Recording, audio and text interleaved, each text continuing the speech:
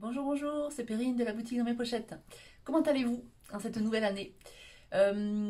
Moi, aujourd'hui, je vais vous parler de Project Life. On ne se refait pas parce que je me suis fixé un nouvel objectif et j'ai même envie de dire un nouveau challenge pour 2021. A tout de suite!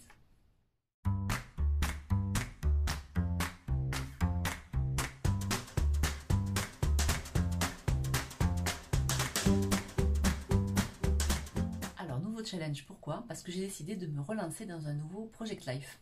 J'ai choisi un des classeurs de la marque Coco Loco, qui est une marque espagnole, et j'ai recyclé à l'intérieur des pochettes 30-30, parce que j'avais un bon stock de pochettes 30-30.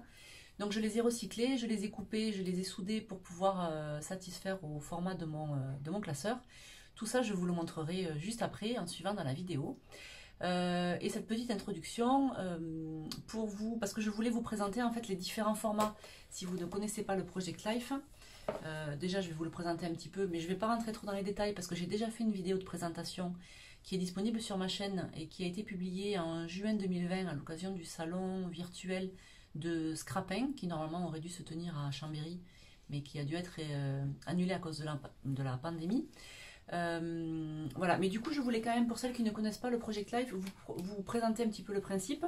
En fait, le Project Life, c'est un album photo dans lequel on met des pochettes plastiques qui sont compartimentées. Compartimentées, ça veut dire qu'elles ont des compartiments dans lesquels on vient glisser.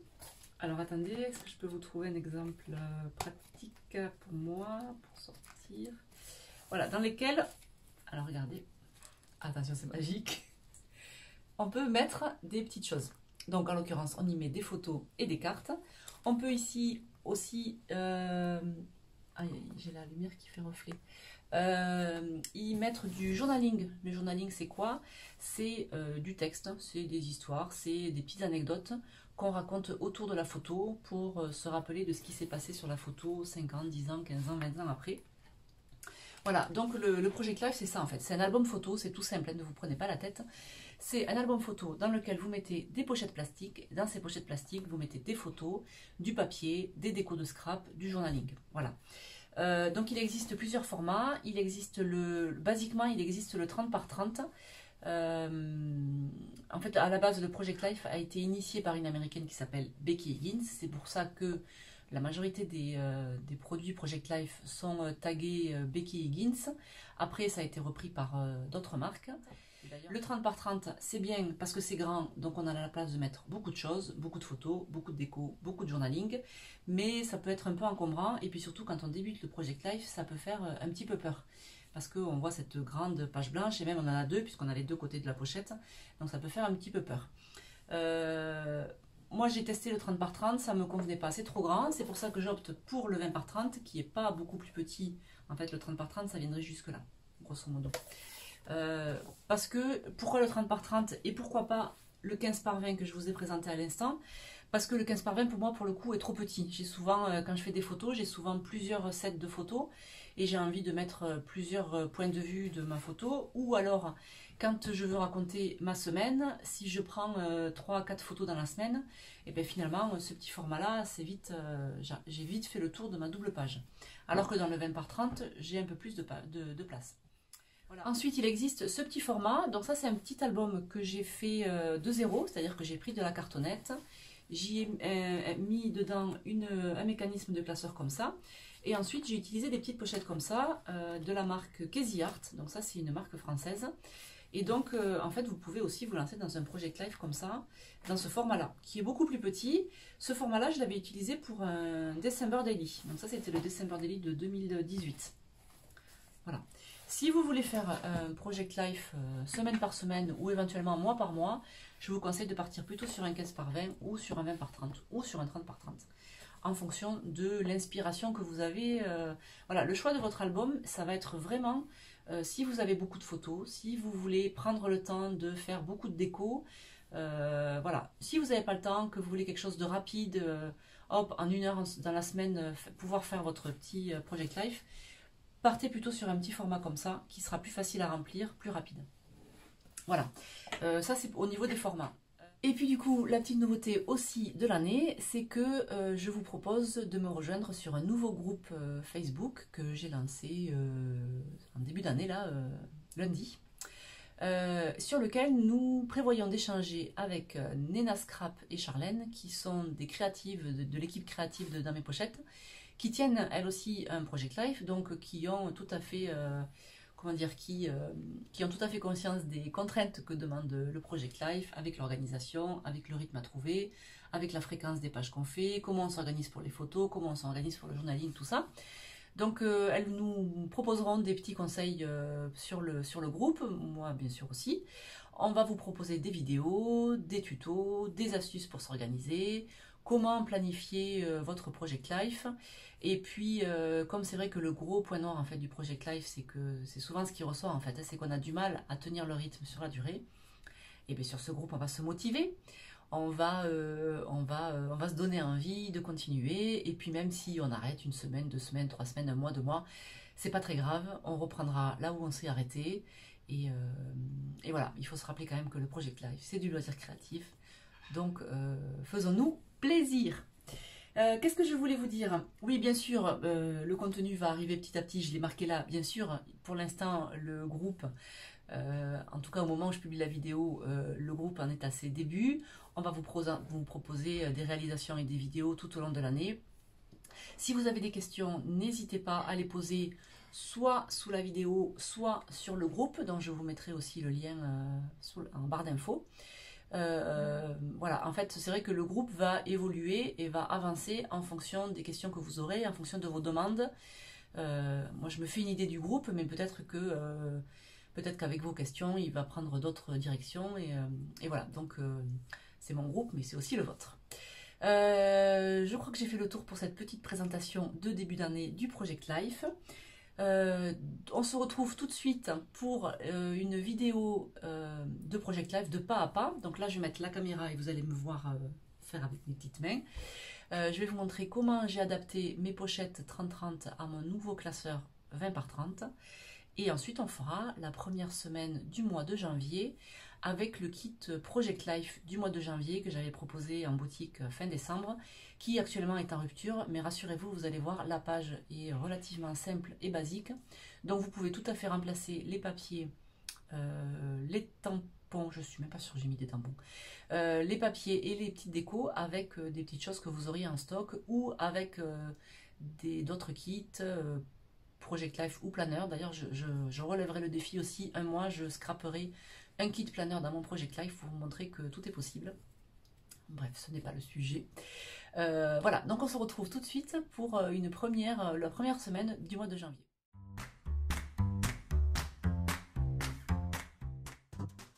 Allez, donc on va commencer à préparer les pochettes pour ce nouveau projet. Donc comme je vous le disais, j'avais un petit stock de pochettes 30-30 que j'ai voulu recycler pour en faire des pochettes 20-30. Donc ce que je fais tout simplement, c'est que dans un premier temps, je viens souder ma pochette, vous allez voir à quel endroit. Et puis ensuite, je vais couper ce qui dépasse. Donc pour faire une pochette 20-30, j'ai besoin, comme vous le voyez ici, en fait, c'est pas vraiment des pochettes 20-30, c'est des pochettes qui font 23 par 30. Parce que du coup, c'est l'équivalent de 3 colonnes de 7,5. Alors vous savez, en Project Life, on a soit le 7,5 par 10, les petites cartes, soit le 10 par 15. Et donc si je fais 3 colonnes de 7,5 par 10, ça me donne ma pochette en 20-30, 23-30. En fait, j'ai utilisé le 20-30 pour simplifier, mais réellement, on est sur du 23-30, 23,5 même si je voulais être précise. Donc là, ce que je fais tout simplement, c'est que je pars d'une pochette, c'est un design A, c'est-à-dire que j'ai 2 paysages en 10 par 15 en haut, 2 paysages en 10 par 15 en bas. Au milieu, j'ai 4 7,5 par 10 en portrait. Et donc, je vais supprimer la dernière colonne de 7,5 par 10. Voilà, donc là, je soude et ensuite, je vais venir couper toute la partie droite.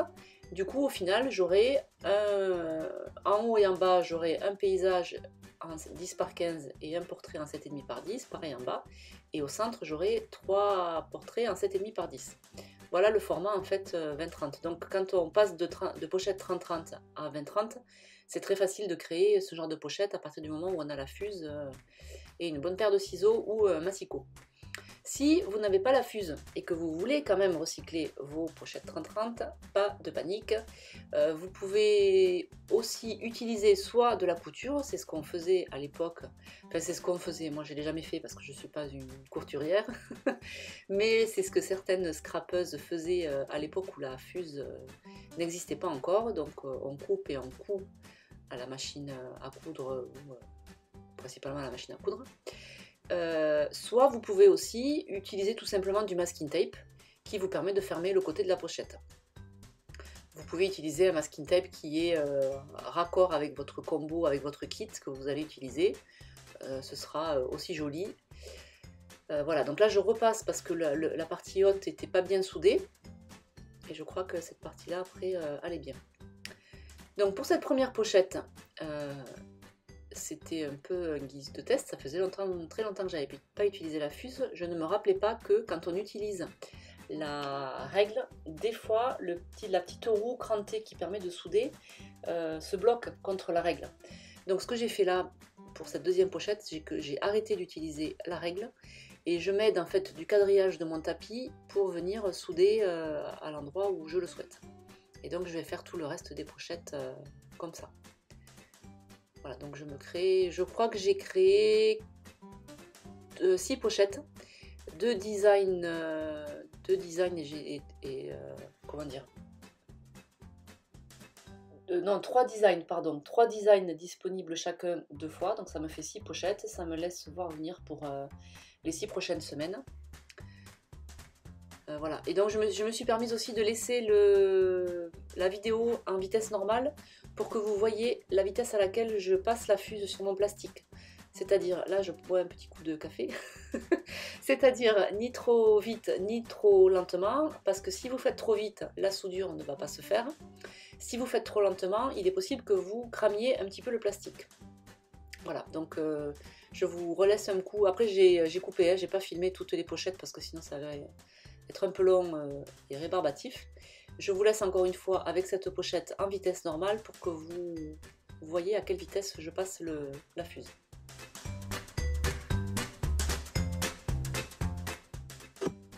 Alors là d'ailleurs ce que je suis en train de faire, c'est que je m'attaque à une pochette qui a 6 emplacements 10 par 15.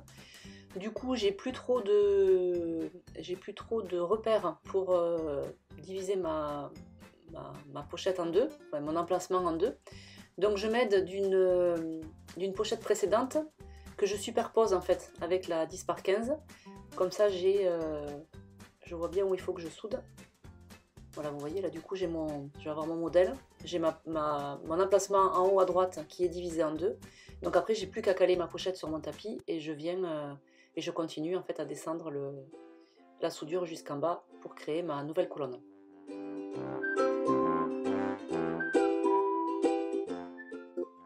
Alors cette façon de faire, de recycler en fait les pochettes 30-30, c'est hyper facile quand on a des emplacements qui correspondent à la future dimension de votre pochette.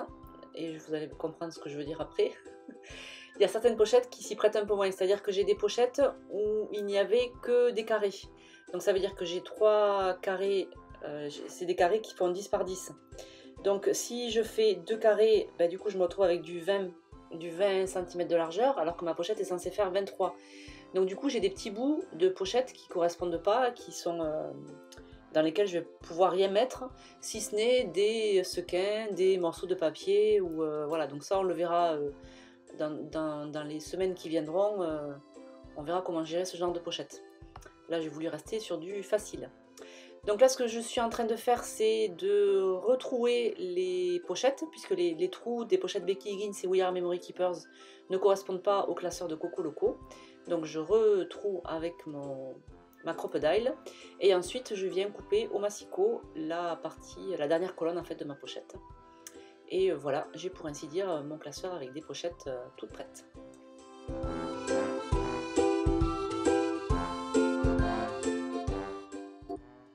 Alors on va se lancer avec le premier kit de l'année, le kit Project Life de janvier, que je n'ai plus en boutique, mais je vous mettrai le lien vers tous les produits qui étaient dans le kit, ou en tout cas ceux que j'ai toujours en stock. Comme ça, si vous voulez piocher dedans, il n'y a pas de souci. Maintenant, vous allez voir, hein, c'est une page qui est relativement facile.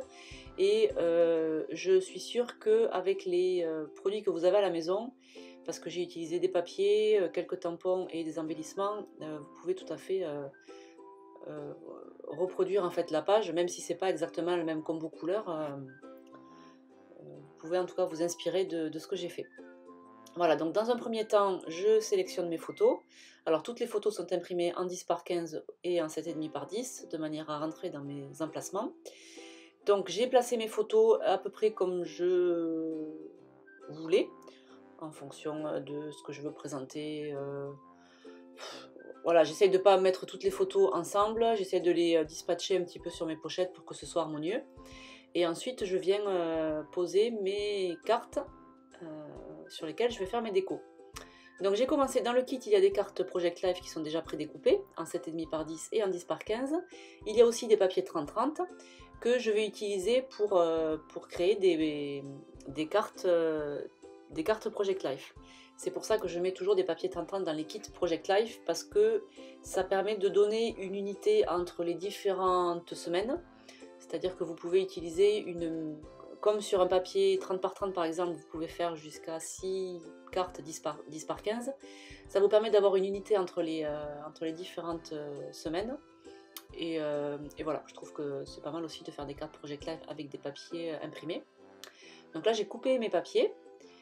J'ai imprimé mon journaling. Alors ça je vous en parlerai dans une autre vidéo. J'utilise Illustrator en fait pour imprimer mon journaling. Vous pouvez aussi le faire sous Word. Ce que j'aime bien dans Illustrator, c'est que je définis exactement ma zone d'impression, c'est-à-dire le carré, le rectangle dans lequel le texte va sortir. Donc ça me permet d'être précise au niveau de la taille de mon texte. Mais je pense qu'avec quelques tests sur Word ou je ne sais pas le logiciel de texte que vous utilisez, je pense qu'il y a moyen de reproduire un peu la même chose. Et j'utilise la police Courrier New pour faire mon journaling.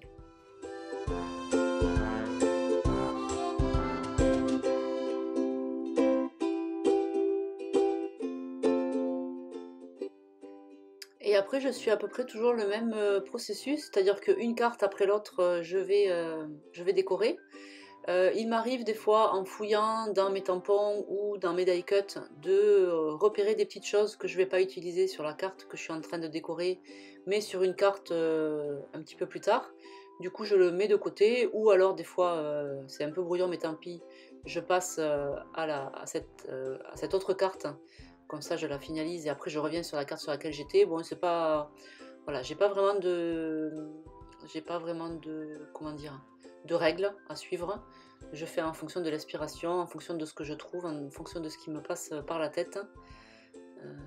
Faut dire que comme des fois ça va un peu vite dans ma tête, j'ai du mal à suivre. Donc quand j'ai une idée, je la mets en place directement parce que je suis capable de sortir un die cut de ma boîte et puis 5 minutes après de me dire c'était pourquoi ça déjà. Voilà, donc comme toute bonne double page de Project Life, il y a toujours la fameuse carte de titre avec le numéro de la semaine. Donc là j'ai commencé avec la semaine 0 parce que normalement la semaine 1 commence le lundi 4 janvier et j'aurais pas pu attendre le lundi 4 pour scraper. Je voulais absolument que la vidéo sorte mercredi et après il y a un petit peu de temps de montage, tout ça. Donc voilà, j'ai décidé pour me faciliter la vie sur ce Project Life que mes semaines ne commenceraient pas le lundi, mais elles commenceraient le samedi. Comme ça va du samedi au vendredi et dès le week-end, je peux scraper la semaine qui précède. Voilà, donc semaine 0 parce que je ne pouvais pas attendre la semaine 1, j'avais trop envie de rescraper. Et du coup, ma semaine va du 26 décembre au 1er janvier. Voilà, et donc je ne serai pas tout à fait raccord avec la numérotation des semaines. Mais bon, c'est pas grave, l'essentiel c'est d'être à peu près synchrone.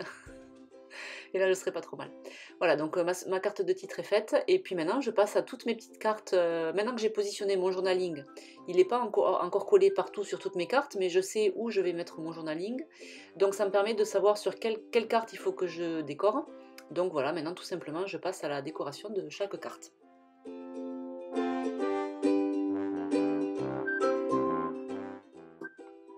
Donc comme vous pouvez le constater, la page va être hyper basique, hyper simple. C'était un peu le but. Je voulais pas de suite rentrer dans le vif du sujet avec des aquarelles, avec des tamponnages, avec du travail de fond. Parce que pour moi, en fait, le Project Life, c'est pas le but. Enfin, après, entendons-nous bien, hein, chacune fait son Project Life comme elle l'entend. Pour moi, le Project Life, c'est vraiment un support sur lequel je veux garder mes souvenirs. Donc, c'est pour ça qu'il y aura toujours beaucoup de journaling. Et surtout, il faut que ça aille vite parce que ben, j'ai pas beaucoup de temps à scraper. Et si je veux tenir le rythme, il faut pas que chaque double page me prenne 4 heures parce que 4 heures par semaine, clairement, je les aurai pas. Donc le premier genre objectif, la raison pour laquelle j'ai fait des pages simples, c'est déjà pour ça, pour me faciliter la vie.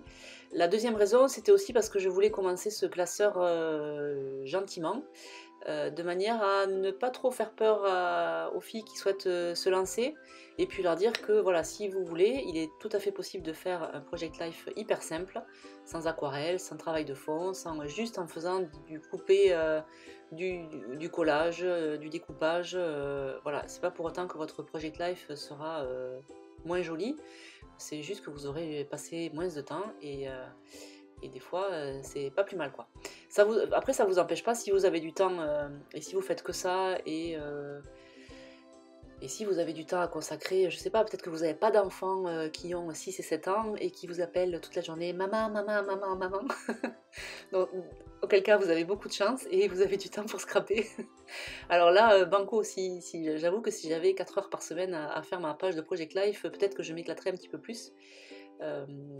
Voilà, ça m'empêchera pas de faire des pages un petit peu plus poussées quand j'en aurai le temps. Mais là, en tout cas, le but c'est de faire pas trop compliqué, de manière à pouvoir faire assez rapide.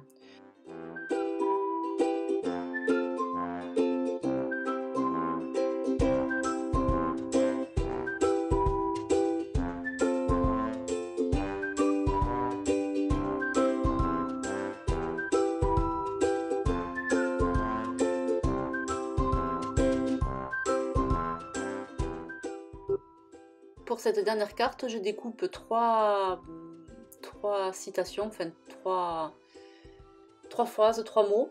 Et voilà, je viens les disposer comme ça. Et puis après, je voulais mettre une petite encoche, là, un petit onglet. Sauf que finalement, je trouvais que sur la carte, il manquait un petit peu de rouge par rapport au reste de ma page, de ma double page.